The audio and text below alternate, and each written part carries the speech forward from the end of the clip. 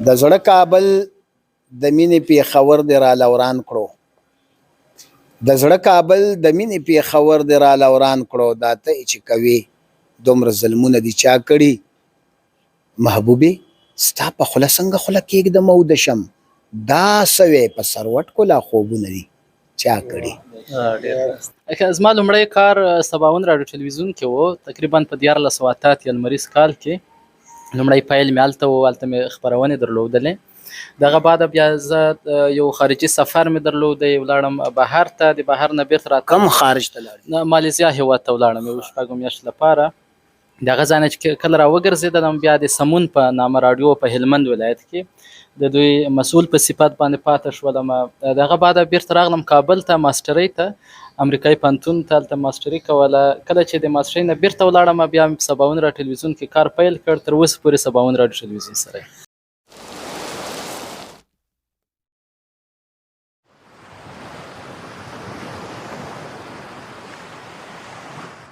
د زړه کابل د مینې پیښور دی را لوران کړو د زړه کابل د مینې پیښور دی را لوران کړو دا ته چې کوي دومره ظلمونه دي چا کړي محبوبې ستا په خوله څنګه خوله کېږدم او د شم دا سوی په سروټ کولا خوبونه دي چا کړي.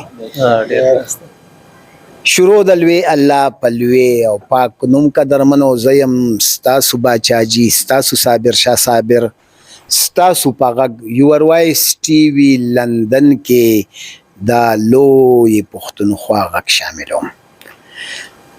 دا افغان ملګرو، افغان لیکوالو، افغان خاورې او افغان دورې په سلسله کې او په مرکو کې نن چې دا کومه مرکه ده دا په خپله یوه ډیره غټه مرکه ده. ملګرو دې مرکه کې مونږ چې د چا سره مرکه کوو هغه د افغانستان نه راغلي دوه ډیر درانه او عزتمن صحافیان یعنی جرنالستان ملګري دي. دا ملګري تازه راغلي دي او دا ملګري مونږ میلمانه کړي دي، عزتمن ملګري دي. زما دې ګس لاسته چې ناست دی دا وحید اوریا خیل صاحب دی، د ډیرو ټي وي ګانو ریډیوګانو او مجلو سره نتی پاتې شوی او دا ډیر قدرمن رحمت الله صاحب افضلی صاحب دی چې مونږ سره میلمه دی راغلی دی او مونږ به ورسره خبرې کوو. د یو ټلویزیون چې سمون نومې دی یو خپرونه د هغې ټولواکه هم پاتې شي او دې نه دا چې په لسګونو نورو دولتي ادارو او ټلویزیونونو د میډیا چینلونو سره نتی پاتې شوی دی. نو دا اوریا خیل صاحب او د افضلی صاحب سره خبرو سره دلته یو بل ډیر لوی نوموړی افغان شاعر، صاحب کتاب شاعر استاد احمد شاه وطنزی صاحب هم ناست دی. هغه نه به یو غزل هم اورو، د دې نه علاوه بادشاه عابد نه به هم یو غزل اورو. د دې دوو صحافیانو ملګرو د ژوند کتاب راسپړو. دا کتاب ما سره تاسو په مینه ولولئ. افضلی صاحب ستړی مشي، پښتونکوټ ته په خیر راغلی. سلامونه پاچاجي تاسو ته، خپل ټولو درنو ملګرو میلمنو ته. لومړی خو خوښ یم چې دغسې یو مشر لرو، دغسې یو ځای لرو چې موږ راشو او راومو غواړي او د ده سره د ژوند خواله او خبرې شریکوو. دا خپرونه موږ اکثره وخت وینو اوري یې. رښتیا هم تاسو هغه څوک میلمانه کوئ چې حساب پر کېږي. نو لومړی خو دا مننه کوو چې موږ په هغه کسانو په ډله کې راوستلو چې تاسو یو وړ بولئ او تاسو د هغې کسان سره مرکه کوئ. رحمت الله افضلي یم، ماسټري لرم ایجوکیشن برخه کې، د تعلیم تربیې په برخه کې ماسټري کړې ده. د پوهنتون استاد علمي مرستیال پاتې شوی یم. دا خبرې خو زه تانه رستو به تپوسونه کوم، دا تپوسونه به زه تانه رستو کوم. اوس لږه د اوریا خیل صاحب سره اوریا خیل صاحب په خیر راغی. د لورین او لوران څښتن تعالی په سپېڅلي نامه سلامونه باچاجي تاسو ته، افضلي صاحب ته، قدرمنو نورو ملګرو ته. له تاسو څخه مننه چې موږ ته مو بلنه راکړه، ستاسو غږ ته او پښتونکوټ ته مو راوبللو. ډېره مننه. پښتونکوټ خو د پښتنو د پښتو د رڼا شریک کور دی. او دلته لر او بر نشته، دلته یو افغان دی. او دلته یو افغان دی. ښه افضلي صاحب، اوس را سره خپله پیژنګلو وکړه، کومو چینلونو یا کومو ټي ویګانو یا کومو مجلو سره ته نتي یعنې ټچ پاتې شوی؟ کنه هغه نور نور به بیا درنه تپوس کوم. سم زما لومړی کار 57 راډیو ټلویزیون کې و، تقریبا په 1488 لمریز کال کې لومړی پیل مې هلته و، هلته مې خپرونې درلودلې. دغه بعد بیا زه یو خارجي سفر مې درلودی، ولاړم بهر ته، د بهر نه بیرته راتلم. کم خارج ته لاړې؟ مالیزیا هېواد ته ولاړم یو شپږو میاشتو لپاره. د هغه ځای نه چې کله راوګرځېدلم بیا د سمون په نامه راډیو په هلمند ولایت کې د دوی مسؤل په صفت باندې پاتې شولم. د هغه بعد بیرته راغلم کابل ته ماسټرۍ ته، امریکایي پوهنتون ته هلته ماسټري کوله. کله چې د ماسټرۍ نه بیرته ولاړم بیا مې 57 راډیو ټلویزیون کې کار پیل کړ، تر اوسه پورې 57 راډیو ټلویزیون سره. او د پښتونخوا ته چې راغې، پښتنو د دې پښتونخوا د پښتنو نه څه ترخې څه خوږې خاطرې لري؟ که رښتیا ووایو خوشبختانه او ډیره مننه ترې کوو. زه په واقعیت د دې خلکو نه ډیر زیات خوشحاله یم، د ملت نه او دغه کسانو چې همژبي یو، یوه ژبه وایو، هیڅ نوع ترخه خاطره نه لرو، ډیر قدر او عزت کیږي او یعنی ښه راغلاست ویل شوی دی. دلته مو ګزاره ډیره ښه ده. نو هیڅ دغسې احساس نه کوو لکه موږ چې د مسافر وو، ښې خاطرې لرو. نه مسافر خو نه نو، واته مونږ خو یو ټول یو پښتون یو، یو ژبه یو لباس. ګوره تا هم واسکټ اچولی، ما هم اچولی، تا هم دا جامې، ما هم دا، نو یو خبرې یو ژبه، نو دې کې خو بیا دومره فرق لري چې خپل وطن، خپله کورنۍ، لکه دا خپل وطن ته نه ګاڼې. نه زه خو ستا خپل وطن ګاڼم او ته نه ګاڼې، دا خو زموږ خپل وطن دی. خو بله موضوع دا ده چې په کوم ځای کې چې ستا دوستان اوسېږي، خپلوان اوسېږي، کورنۍ اوسېږي، باچاجي لکه خپل دوست نه ګاڼې. دا خو د دې ځای پیدا کړی دوست دی، نه هلته خو تر شا ډېر نور دوستان پرېښي دي. وریا خیل صاحب دا دی چې څنګه وایي، څنګه د پښتنو د دې لرې پښتونخوا ته 2-3 میاشتې وشوې راغلی، د دې څه تاثرات دي ستا؟ دلته خو زه ځان پردی نه ګڼم، ځکه چې زه خپله وایم چې لر او بر یو افغان. زه خو لر او بر شمیرم نه پکې، دا لر او بر خو اسې اصطلاح ده، زه خو یم چې یو پښتون دی د ټول. نو خوښ په دې یم چې دلته زموږ فرهنګ او جامعه هر څه ګډ دی او بېلوالی پکې نشته، او نه ځان پردی احساسوم، هر څه راته خپل ښکاري. بس ځان کومو ټي ویګانو یا کومو رسنو سره ته تر اوسه نتي پاتې شوی؟ زه په افغانستان کې په پیل کې چې زه کله په هغه وخت کې په ټول ښوونځي کې وم، په 12م ټولګي کې ما د افغانستان ملي راډیو ټلویزیون سره په روزګان ولایت کې کار کاوه. له هغه وروسته بیا ما نوا راډیو سره کار کړی دی، هیواد ټلویزیون چې په قندهار کې خپرونې لري د هغوی سره مې کار کړی دی، او همدارنګه په کابل کې له گربت راډیو ټلویزیون سره مې کار کړی دی، او د ترینکوټ په نامه باندې مجله مې چلولې ده. او شاعري خو هم کې که نه؟ کله نه کله خو نه کې ښه ډېره کې ما ته پته او ښه په ترنم کې م غزلې وي.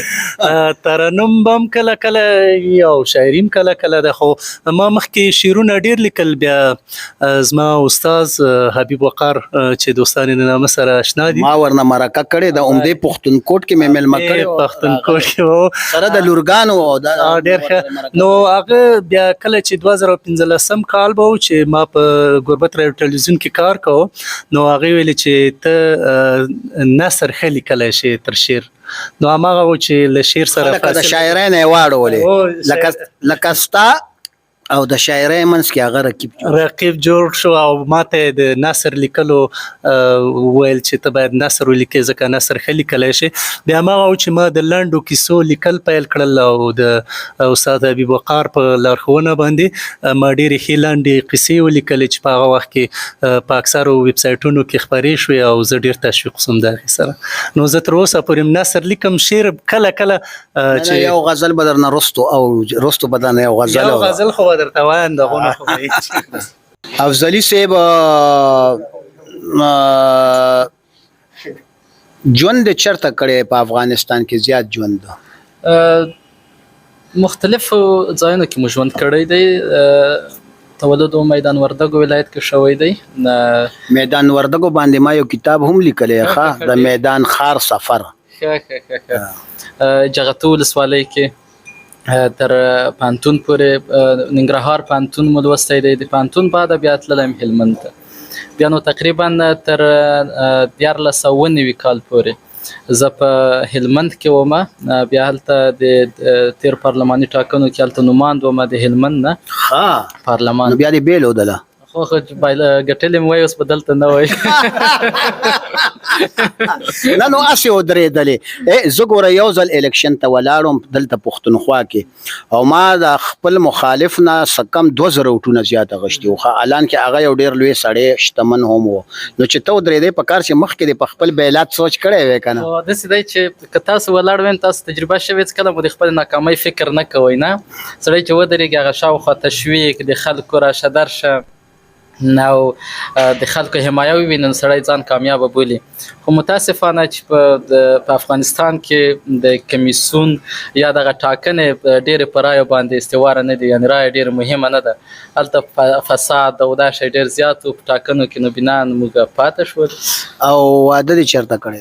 هلمند ولایت کې. په مینه محبت دې کړی که نه په توکل دې کړی؟ په لاټرۍ کې راختلی. څه نامه یې ده؟ ستوری. دا کورودان ستوری. څو بچیان دي؟ 15 بچیان مې د مال د خدای. دا د سرو غاښونه ته یې خولي دي که څنګه؟ پخوا یو ډېر مشهور سندرغاړی و زموږ احمد خان استاد، نو هغه به هم دا غاښونه خو نو د سرو غاښونه پخوا دا یو رواج و. ته هم دا د سرو غاښونه ایښي دي؟ هو دا د سرو دي. په هغه وخت کې زموږ یو څه موږ لکه خپل غاښونه نشو ساتلی همدارنګه او ته د سرو خوله کې ساتې. داسې و چې زما غاښ نه و دلته، ټول خراب و. بیا مې ډاکټر سره مشوره وکړه. هغه وایي چې زه به داسې غاښ درته کېږدم چې هم ډېر وخت دوام وکړي. نو دغه غاښ مې کېښودل. خیال هم پې وکړې.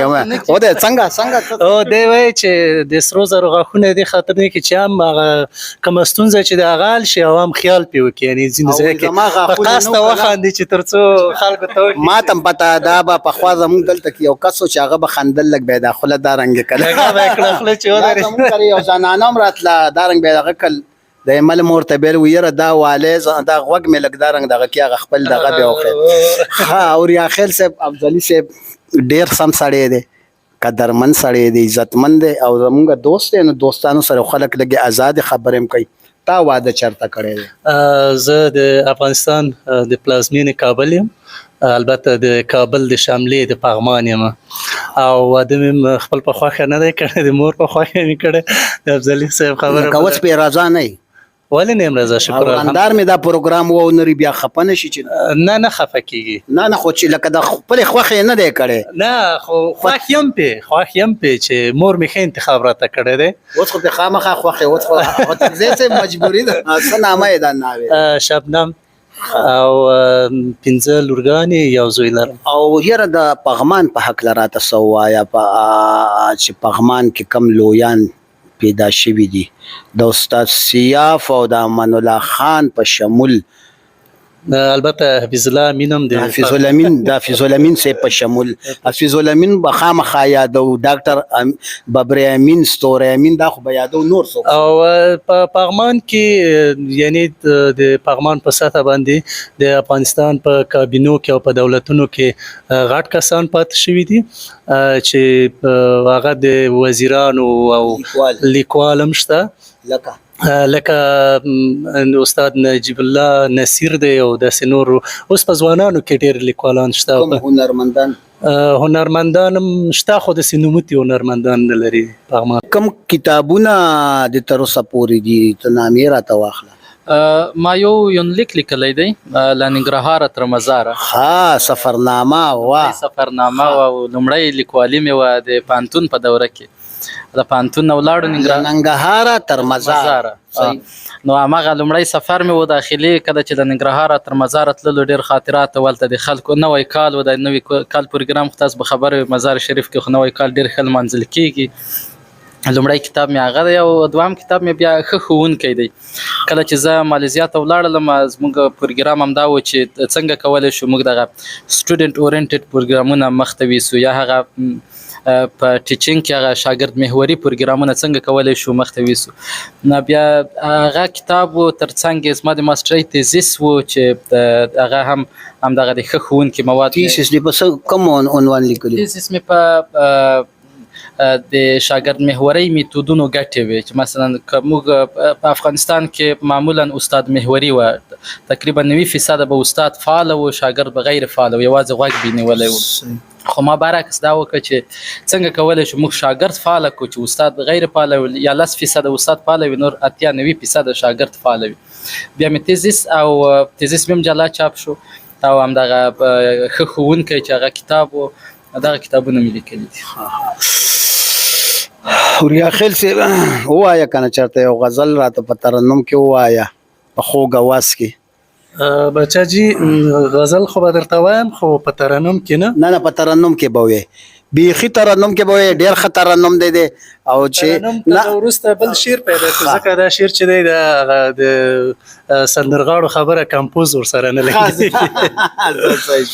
سول عوامن ټول افغانان ډېر تږي دي او بس الله پاک دې دا لورینه پر موږ باندې وکړي زمونږ کلي کې اور بل دی نه پوهېږم دا څه چل دی له هر لور دود پورته کېږي له هر ټپ وینې څاڅي تورتمونه کې راګیر دی لویه خدایه ته مو مل شې لویه خدایه رحم وکړه زمونږ په حال لویه خدایه زمونږ کلی نن سوځېږي سرو لمبو کې د وریتېږي د سپین ږیرې لور په لاس کې په پټي کې شهید کېږي ماشومان یې یتیم کېږي لویه خدایه ته مو مل شې لویه خدایه ماشومانو چیغې اورو په وړو چیغو کې وایي پلار مې بیرته غواړم خدایه په موږ رحم وکړه خدایه ذوالجلاله ذاته خدایه لویه خدایه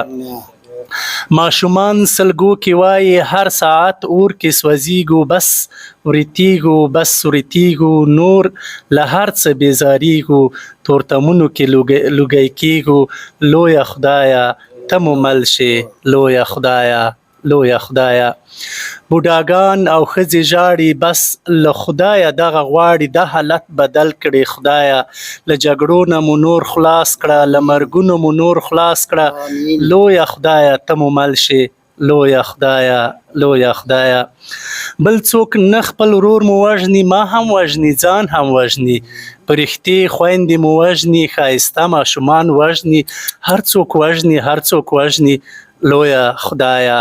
لویه خدایه نور له ژونده مو زړه تور دی بس له ژونده ډېر کړېږو ډېر دردېږو له هوسه ځینې تېرېږو له هر څه نه بېزارېږو لویه خدایه دا ژوندون خو داسې نه وي له مودو زمونږ په کلیو د بمونو راورېږي کلی کور زمونږ ورانېږي هم مسجد مو شهید کېږي لویه خدایه لاس مو لپه ستا دربار ته نور څه نه غواړو ای خدایه بس همدا سوال مو قبول کړه سوله غواړو امن غواړو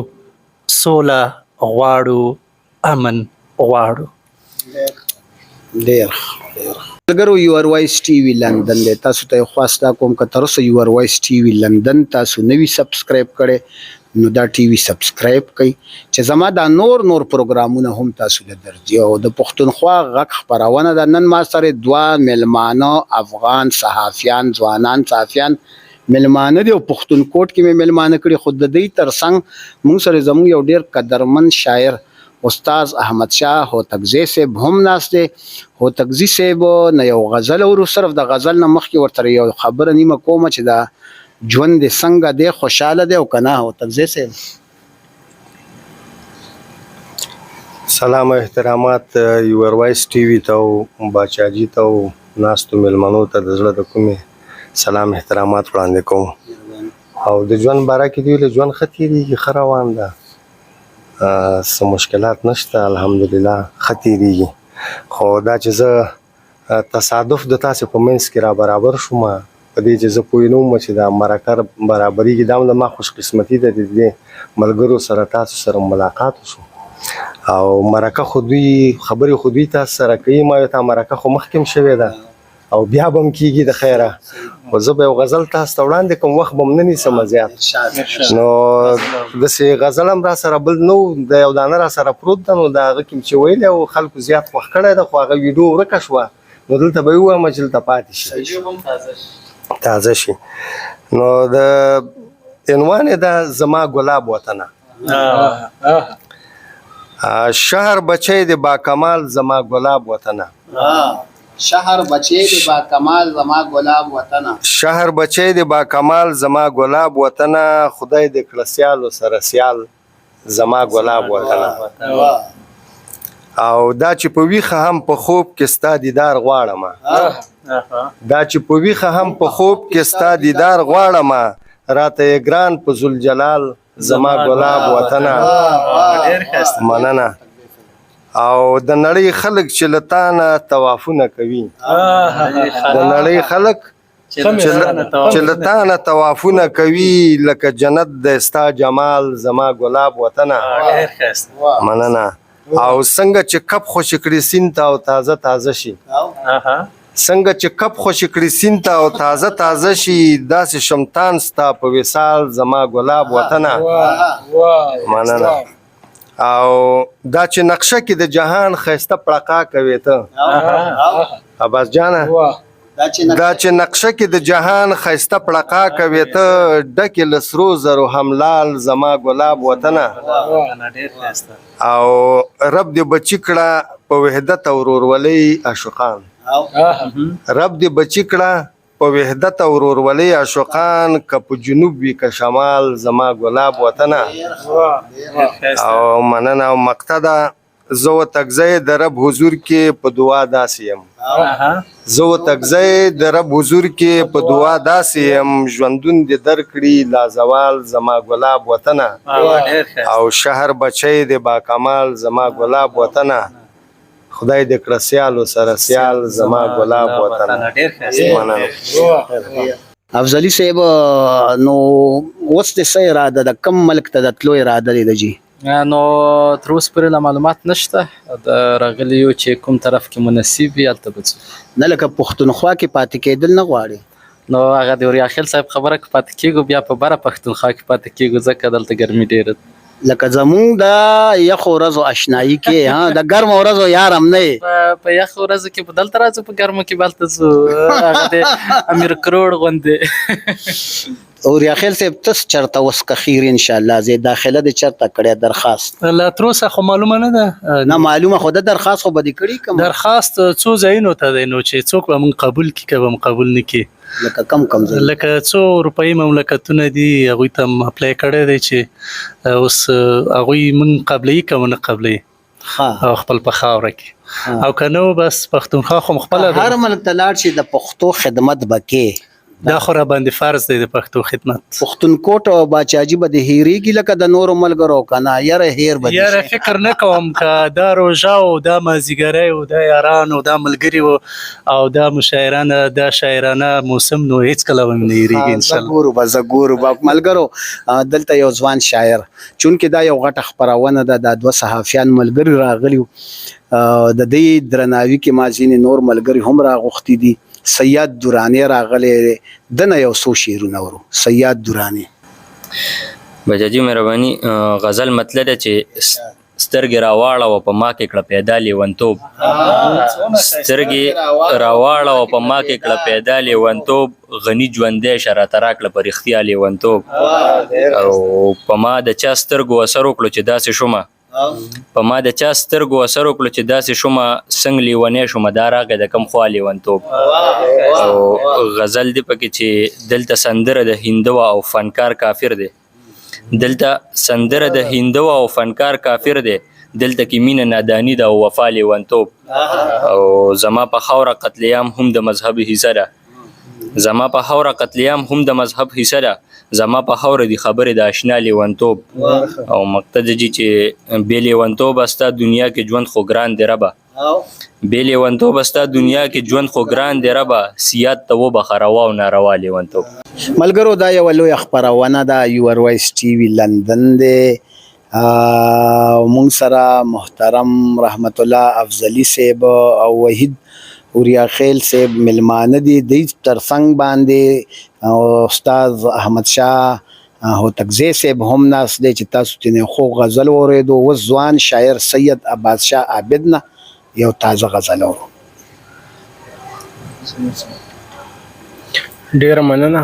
وړومبی خو مېلمنو ته پښتونخوا د هرکلی وایم، ستړي مه شئ، په خیر راغئ. او غزل وایم، تازه غزل دی سیاده ټولو ته ډالۍ چې چېرته کې کیسه د محبت ګرځي را ګرځي، چې چېرته کې کیسه د محبت ګرځي را ګرځي، نو پوهه شه چې هلته به قیامت ګرځي را ګرځي. چې چېرته کې کیسه د محبت ګرځي را ګرځي، نو پوهه شه چې هلته به قیامت ګرځي را ګرځي. زما په سر د ډېرو سخنورو خلکو لاس دی، دا ځکه مې غزلو کې جدت ګرځي را ګرځي. زما په سر د ډېرو سخنورو خلکو لاس دی، دا ځکه مې غزلو کې جدت ګرځي را ګرځي. او دا خوار دی په دنیا کې هم دوزخ ژوندون کړي، دا خوار دی په دنیا کې هم دوزخ ژوندون کړي، او دې خان پسې دنیا کې هم جنت ګرځي را ګرځي. دا خوار دی په دنیا کې هم دوزخ ژوندون کړي، او دې خان پسې دنیا کې هم جنت ګرځي را ګرځي. باچا بلا دی واخلم تا ته څه پته د دلته، باچا بلا دی واخلم تا ته څه پته د دلته، سحر ماښام د لوږې یو آفت ګرځي را ګرځي. باچا بلا دی واخلم تا ته څه پته د دلته، سحر ماښام د لوږې یو آفت ګرځي را ګرځي. او هوتکزی صاحب شعر دی پکې چې غصه شي سپورې ووایي مونږ چپ خاموش ولاړ یو. غصه شي سپورې ووایي مونږ چپ خاموش ولاړ یو، زموږ سترګو کې څومره شرافت ګرځي را ګرځي. مننه. غصه شي سپورې ووایي مونږ چپ خاموش ولاړ یو، زموږ سترګو کې څومره شرافت ګرځي را ګرځي. او ویل یې همزولو په تودو کاڼو یولئ، ویل یې همزولو په تودو کاڼو یولئ، عباس په غاړه د مالت ګرځي را ګرځي. ډېره مننه، ډېره مننه. بره پښتونخوا نه راغلي درانه ملمانه رحمت الله افضلي صاحب او وحید اوریا خیل صاحب ورسره تاسو دا قدرمن هوتکزی صاحب د سید درانی او عباس شاه عابد تازه غزل هم ورودي. د پښتو د مینې د ژوند بقا او خایس دا سفر بم داسې جاری وي. د خیبر دره خلار د تلو راتلو ده په کابل او پیښور کې پښتون یو دی. دا پښتون به یو وي، زمونږ دا تګ راتګ به همداسې یو وي، د یو نیکه بچیو زمونږ ژبه یو ده. دا سفر به همداسې جاري وي. ما تاسو ته مخکې هم خواست کړی که یور وایس ټي وي لندن تاسو نوي سبسکرایب کړی، نو په لندن کې ناس دا پښتانه د دې ژبې ستاسو د ژبې سوچه خدمت کوي. دا ټي وي خامخا سبسکرایب کړئ او زما خپرونه د پښتونخوا غږ لایک کړئ. د دې خپرونې په حواله هم تاسو خپل کمنټس په یوټیوب کې لیکلی شئ. اوس خپل قربا خپل باچاجي صابر شاه صابر له اجازت ورکړئ. د لوی الله په امان.